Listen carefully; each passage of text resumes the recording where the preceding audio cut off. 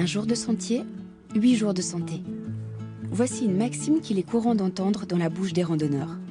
Simple hobby pour les uns, véritable passion pour les autres, la randonnée est une activité de plus en plus en vogue. Facilement accessible, elle est pratiquée par un grand nombre de personnes déficientes visuelles. Exercice d'endurance, la discipline est source de multiples bienfaits. Marcher de manière régulière protège le corps et fortifie le mental à tout âge. Et puis, il y a le plaisir immense de partir à l'aventure et de faire corps avec la nature.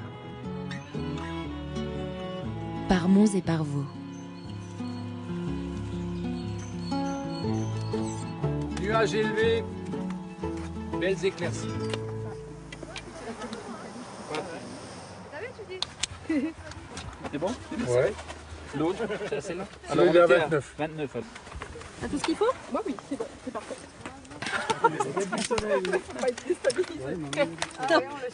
C'est assez sportif, je me tiens à toi. Tu tiens debout là? Oui, c'est bon. Nous sommes dans le massif des Vosges, à 120 km de Strasbourg. L'association Vue d'Ensemble, qui lutte contre la sédentarisation des personnes déficientes visuelles, a organisé une randonnée pédestre avec une douzaine de randonneurs handicapés visuels et valides. Objectif, se rapprocher du sommet du Honeck, situé à 1363 mètres d'altitude. Une rando en raquette, ça se passe s'il y a de la neige comme ça. C'est exceptionnel quand même pour les Vosges. Oui. Donc c'est pour maquette. Après avoir chaussé les raquettes, c'est Jean-Claude, membre du club vosgien de randonnée, qui se charge de donner les dernières consignes et recommandations. Sans plus, voilà. Et des fois, si ça monte, vous verrez, il faut peut-être être sur la pointe des pieds, mais ça ne va pas monter autant. Et là, vous sentirez qu'en dessous, ça accroche. Ouais. Ça accroche. Donc, et quand vous descendez, bah, ça ne glisse pas. Vous ne pouvez pas sortir. Vous êtes comme dans un rail, oui.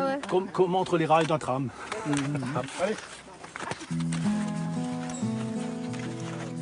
Une fois la petite troupe équipée et rassurée, il est temps de partir. Place au sport. Chaque participant, handicapé visuel, est accompagné d'un guide. C'est marrant, elle a différentes textures aujourd'hui la neige. Hein. Oui, elle a différentes textures, tout à fait, oui. Mais c'est bon de savoir que le crochet il est devant. Alors, on va monter là, on commence la montée. Valérie, 44 ans, très malvoyante, distingue grâce à une récente rééducation les formes et la lumière. La jeune femme n'en est pas à son coup d'essai. C'est une véritable adepte des randonnées pédestres et de la nature. Valérie Jäger. Pour moi, la nature a toujours été un lieu qui me permettait de me ressourcer, de me sentir en paix. Et quand on rentre après un effort physique, on se sent tellement différent. On se sent à la fois vidé et à la fois apaisé. Beaucoup de gens m'ont demandé quel était le bonheur que j'avais puisque je ne vois pas la nature. Mais il y a tellement d'autres choses pour les autres sens. Il y a ce silence, quand on marche dans la neige, on est comme feutré dans un cocon, ça nous entoure. Donc c'est le plein vraiment d'essence qu'on fait. Alors là, t'as l'impression que c'est couvert, mais pas du tout. Hein. C'est tout simplement on est en forêt. On est en forêt. Donc la sensation quand on rentre dans la forêt, c'est ça. Valérie est guidée par Marie-Odile, qui fut des années durant son instructrice en locomotion et lui sert régulièrement de guide. Marie-Odile Emerlin. Je pense que pour qu'une randonnée se passe bien, il faut d'abord bien se connaître. Et il faut également bien connaître le handicap visuel. Donc randonner une première fois sans connaître ni le handicap, ni la randonnée, et ni la personne, c'est forcément, à un moment donné, prendre des risques. Et puis, prendre peut-être beaucoup plus de temps. Parce que le facteur temps est très important dans la relation avec une personne déficiente visuelle. Il faut bien respecter son rythme de marche et puis son rythme d'évolution en général. On entend que nos bruits à nous, hein? Mais c'est des chemins de rêve, ça, hein? Oui. Au fil des ans et des randonnées, une relation particulière s'est nouée entre les deux femmes. C'est grâce à ce rapport de confiance que Valérie et Marie-Odile peuvent se permettre en toute sécurité de sortir des chemins balisés. La neige, elle est toute crissante. Tu veux marcher un peu dans la haute neige? Oh ouais. Allez, viens. Wouh! Attends, plus ça. Waouh! Sors un peu. Allez, qui vas-tu? On va dans la chantilly ou pas? Ah ouais? Alors tu sais quoi? On va se taire et tu vas écouter le bruissement. La neige, c'est vraiment un élément enveloppant qui permet de nous protéger. En fait, j'aime beaucoup la neige et la randonnée en général parce que ça nous donne quelques heures de répit dans les bruits d'agression de la ville. Quand je vais au travail le matin, je suis confrontée au bruit des voitures, des trams, des camions poubelles, des cyclistes qui klaxonnent. Et de temps en temps, ça donne un vrai moment de ressourcement, de pause et tout simplement de souffler, de se poser. Et les mains comme ça. Ouais. Hein Ouais. Voilà. Ouais. Et alors devant toi, là, est-ce que tu arrives à voir quelque chose du paysage ou pas du tout? Alors, à 11h, je vois des arbres là. Exact. Après, il y a un espace qui s'ouvre devant nous.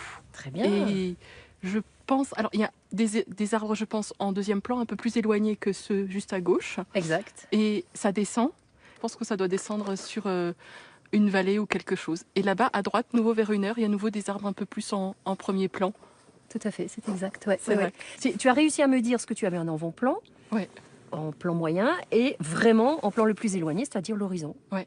En sachant qu'on est quand même là, pas sur une vue dégagée telle qu'on pourrait l'imaginer avec une vue splendide sur la montagne. On est gêné par tous ces arbres, mais en même temps, le peu qu'il y a à percevoir, tu as réussi à le percevoir. Bravo. Ouais. Ah, tu m'impressionnes là quand même. Hein. Mais ouais, en plus, tu ne l'avais pas décrit avant, donc tu vois. Que... Non, pour une fois, j'ai pas passé avant. C'est super. Non, mais vraiment. Voilà. Bon, allez hop.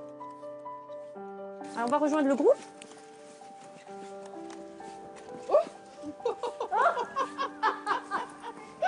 Ça y est, t'es baptisé. Tandis que Valérie goûte la froideur de la neige tombant des arbres, c'est l'heure pour les participants d'une halte bien nécessaire pour affronter les 2 heures de marche qui leur restent à parcourir.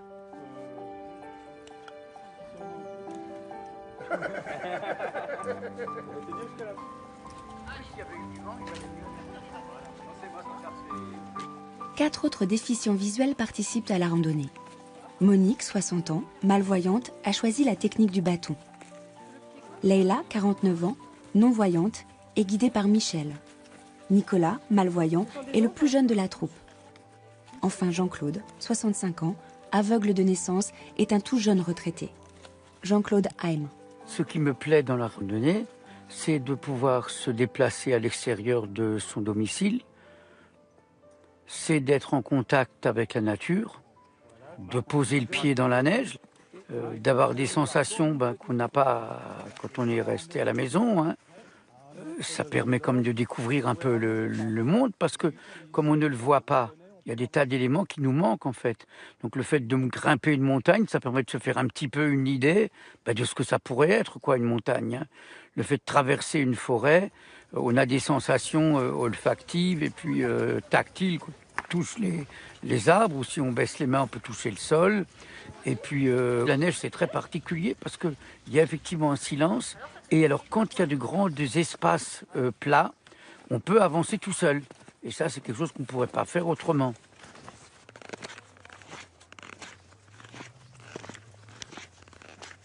Après plusieurs heures de marche à travers la forêt vosgienne, le groupe touche à son but et a bien mérité une petite pause gastronomique. Avant de passer à table, Michel leur décrit le paysage. Voilà. Donc là, on est sorti de la forêt, on est arrivé sur le plateau qu'on appelle des Trois Fours. Voilà, l'endroit s'appelle comme ça, les Trois Fours. Ensuite, au-dessus des Trois Fours, vous avez donc le sommet du Grand Honeck avec le restaurant au sommet. On voit la silhouette, le triangle. Troisième sommet des Vosges, 1363 mètres d'altitude. Après, dans le prolongement du sommet du Honeck, vous avez un petit col avec des bâtiments. Il s'appelle le Schäfertal. On voit pas mal de personnes à raquettes là-haut. Hein. Je ne sais pas si vous voyez là les silhouettes. Ah oui. Si. Ou à ski peut-être. Il y en a un qui descend un peu vite là. Ouais, là ça va un peu vite pour des raquettes. Ouais, ça doit être à ski. Là.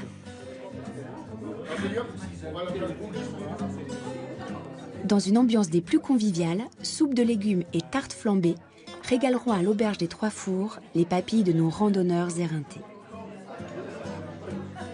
Mais si la randonnée s'est jusqu'alors toujours pratiquée avec des guides, un outil révolutionnaire permet aujourd'hui aux personnes déficientes visuelles de randonner en autonomie.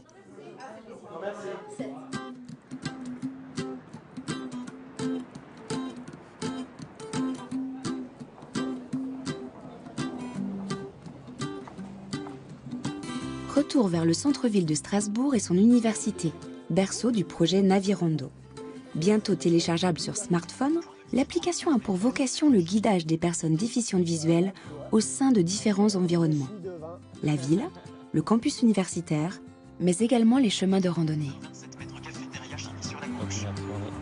Si on se perd, Résus, ça sera de ta faute. Hein. Ça a été mal programmé. Nicolas, Jesus et Gérard sont en train de tester les fonctionnalités de l'outil. En 2004, René Farcy, professeur à Paris Sud, débute ses travaux de recherche sur le prototype de ce qui deviendra plus tard le Navirando. Grâce à ce premier système, Gérard Muller, devenu aveugle à la suite d'une rétinite pigmentaire, parcourra en autonomie quelques 700 km sur les chemins de Saint-Jacques-de-Compostelle en 2011. Gérard Muller. Ce qui me motive énormément dans ce projet de Navirando, c'est de partager mon expérience que j'ai eue sur Saint-Jacques avec la plupart des autres aveugles. En effet, mon expérience à Saint-Jacques m'a amené beaucoup. Elle m'a amené des qualités physiques indispensables au déplacement d'une personne aveugle. Ces qualités sont les qualités de proprioception, c'est-à-dire des qualités qui me permettent de m'équilibrer grâce aux sensations que j'ai avec les pieds. Ce qui a décidé Gérard à se lancer dans l'aventure, c'est le désir de lutter contre l'exclusion et la sédentarisation des personnes déficientes visuelles. À ce jour, en effet, seuls 5 à 10% des personnes déficientes visuelles sortent de chez elles de manière autonome. Depuis la première version, grâce à une collaboration active entre l'université et les utilisateurs déficients visuels, le système a bien évolué. Laurence et Jesus travaillent ensemble depuis bientôt 2 ans sur le développement de l'application. Laurence, enseignante-chercheuse, coordonne le projet. Jesus, ingénieur d'études et concepteur de la nouvelle version du système, nous explique le principe de fonctionnement de l'outil. Jesus Segarra. Navirando est une application pour smartphone qui utilise un signal GPS et qui est associé à d'autres capteurs, dont la centrale à inertie. Dans la centrale à inertie, on a un accéléromètre qui sert à mesurer l'accélération et un gyromètre qui sert à mesurer la vitesse angulaire. Ces 2 capteurs, ajoutés à la boussole et au signal GPS, permettent de guider un déficient visuel de manière beaucoup plus fonctionnelle. L'information est donnée sous forme de distance et de cap. Si l'appareil indique midi, la personne doit aller tout droit. 6 heures, l'objectif se trouve derrière. 3 heures, à droite. 9 heures, à gauche. Enfin, l'information de guidage peut être enrichie afin d'indiquer les dangers ou des lieux dignes d'intérêt. Un premier test, grandeur nature, a eu lieu cet été à l'occasion d'une traversée des Vosges réalisée durant 6 jours par un groupe de déficients visuels en quasi-autonomie. Une nouvelle randonnée de 2 jours est actuellement en cours de préparation sur le chemin des châteaux forts d'Alsace. Voilà, donc on a enregistré les points 1. Ouais. On continue à enregistrer, donc on continue vers midi. D'accord? Jesus, accompagné de Nicolas très impliqué dans le projet, a numérisé un certain nombre de chemins de randonnée. Pour ce faire, il a fallu parcourir l'intégralité des sentiers et enregistrer dans l'application les données GPS à chaque changement de direction. De retour à l'université, il faut vérifier le trajet. Alors, voyons ce que ça donne, la numérisation. Donc là, on retrouve l'auberge. On se déplace en direction vers la gauche. Et sur le point 1, on a un petit commentaire qu'il faut prendre un escalier de son don. Laurence Rassonneur. Donc là, on visionne actuellement le parcours réalisé la veille sur les châteaux, les 2 châteaux d'intérêt, le château de Spesbourg et de Dandelot. Et on vérifie un petit peu le positionnement des points. Des points qui ont été mis à des zones importantes, par exemple quand il y a des changements de chemin, des croisements, ou comme là c'est arrivé, quand il y a par exemple un arbre en travers d'un chemin, on peut, grâce à l'outil, le signaler et envoyer un message à la personne qui redonne pour qu'il puisse anticiper ce petit événement de parcours. Du coup, après on retourne sur nos pas, en direction, ici, on le voit bien là, le château d'Andelot. Joli, hein. Après cette première étape, il y a une seconde étape où on va envoyer une personne déficiente visuelle pour qu'elle vérifie, si on peut dire, le parcours et avoir son avis sur cette numérisation et surtout l'intérêt des points, la position des points et surtout des commentaires qui y sont associés, notamment quand il faut prendre le chemin à gauche, à droite. Est-ce que le message est délivré suffisamment tôt, au bon endroit? Est-ce qu'il est assez pertinent pour elle, pour qu'elle puisse après trouver le chemin? C'est là aussi l'intérêt et la spécificité de notre travail, c'est de pouvoir de délivrer des commentaires spécifiques et adaptés aux besoins de la personne déficiente visuelle. Et là, on a les 2 châteaux. Ici, le château de Spesbourg et là, le château d'Andlau. Donc, du coup, la balade permet de passer par les 2 châteaux. Pour se lancer à l'assaut des chemins avec le Navirando, quelques prérequis sont indispensables. Il faut tout d'abord être capable d'assurer sa sécurité, ce qui implique de posséder une bonne technique de canne. Il convient également de maîtriser les notions de cap et de distance. Il faut être capable de conserver sa trajectoire et de revenir sur ses pas, d'éviter et de contourner les obstacles. Nous sommes à Hautrotte, petit village situé à 80 km de Strasbourg. C'est au couvent du Mont Saint-Odile, sous une brume matinale épaisse, que les participants à la randonnée autour des châteaux forts d'Alsace se sont donné rendez-vous. Parmi les randonneurs, Nicolas, vice-président de l'association Vue d'Ensemble, accompagne une amie Catherine, malvoyante, qu'il a tout récemment initiée à l'utilisation du Navirando. Il espère que l'application lui apportera autant de bénéfices qu'à lui-même. Je reste un peu derrière gauche pour prendre petit sentier en escalier descendant. Donc là, on se rapproche du point. C'est très important de se rapprocher de la gauche. Point de midi, 62 mètres. Cherche le rebord. Là, tu sens un sentier? Oui. Voilà, point de 1h57 mètres. Ça doit être le fameux petit sentier descendant. Nicolas Linder. Pendant très longtemps, je me sentais vraiment enfermé et avec l'impossibilité de découvrir les chemins comme j'en avais toujours envie.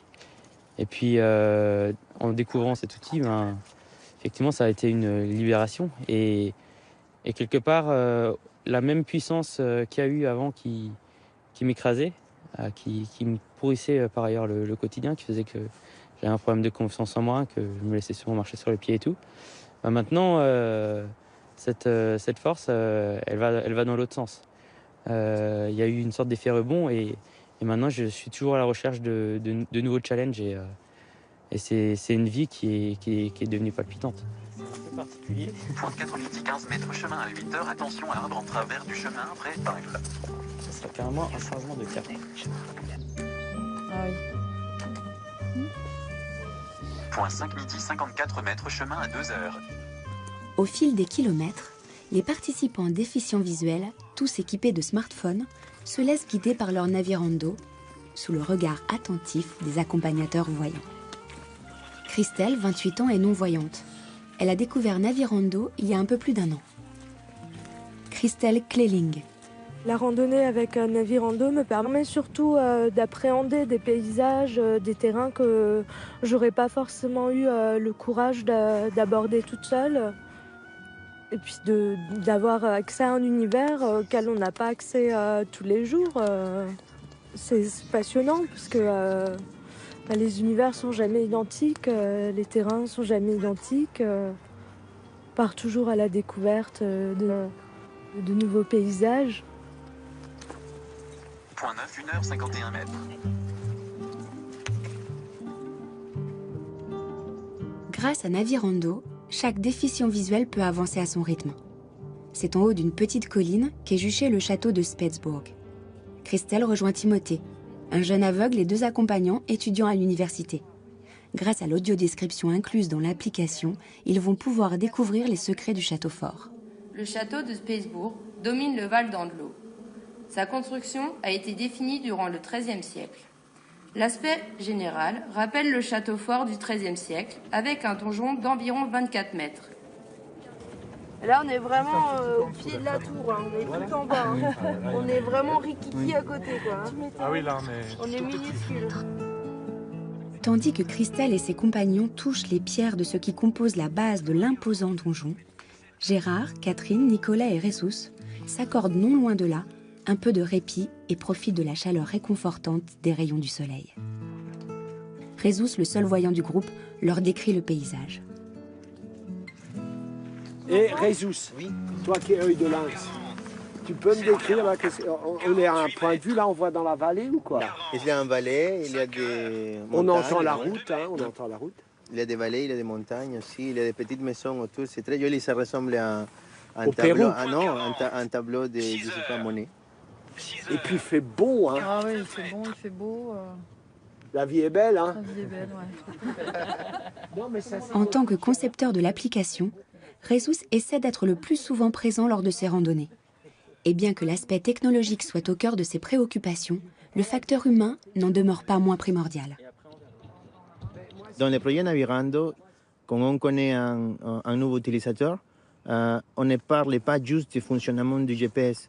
On discute avec la personne, on essaie de la comprendre pour pouvoir adapter justement l'outil GPS à ses besoins de déplacement. Ce matin, je connais au moins 4 déficients visuels avec qui on a travaillé depuis le début. Et après, on va dire un an de travail, on peut voir vraiment comment la personne a amélioré. Je peux parler d'exemples clairs, par exemple, quand on a connu Christelle, par exemple, elle était beaucoup plus timide. Elle n'osait pas y aller parce qu'il avait un peu peur. Mais maintenant, quand je le vois aujourd'hui, il se déplace vraiment vite par rapport à la première fois que je le vois. Donc, ces progrès-là, ça se voit dans chaque personne. C'est vraiment incroyable. C'est vraiment incroyable. Jean-Claude, qui a découvert récemment le Navirando, avait déjà participé à notre première randonnée au pied du Honeck. Jean-Claude Haim. Alors entre les deux systèmes de randonnée, c'est-à-dire celui où on est guidé par une personne qui marche devant soi, par exemple, et le système Navirando, eh bien, je ne peux pas dire que je préfère l'un ou l'autre, mais je peux dire que les deux sont complémentaires, parce que dans le premier cas, on va quand même parcourir d'assez grandes distances, la personne va nous expliquer un peu ce qu'elle voit autour, et puis on n'a pas trop à se poser de questions, c'est-à-dire qu'on sent que le sac monte, ben on monte, on sent que le sac descend, on on n'a pas à se compliquer la vie.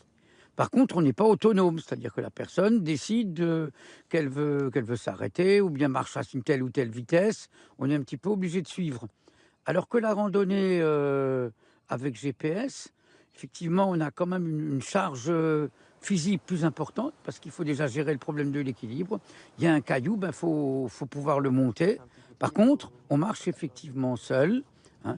On se sent fatigué, on ralentit. On se sent en forme, ben on a envie d'accélérer, on pique une pointe. Hein. Et puis ça, c'est quand même pas mal. Hein. Ah, c'est peut-être ça aussi qui joue un peu sur l'angle des fois. Point 8, 50 mètres. Mais il est déjà temps de remettre en route le Navirando pour une ultime balade à travers bois jusqu'au point suivant, le château d'Anglo. Point 14, midi, 29 mètres chemin à 10h Rocher Saint-Richard à gauche.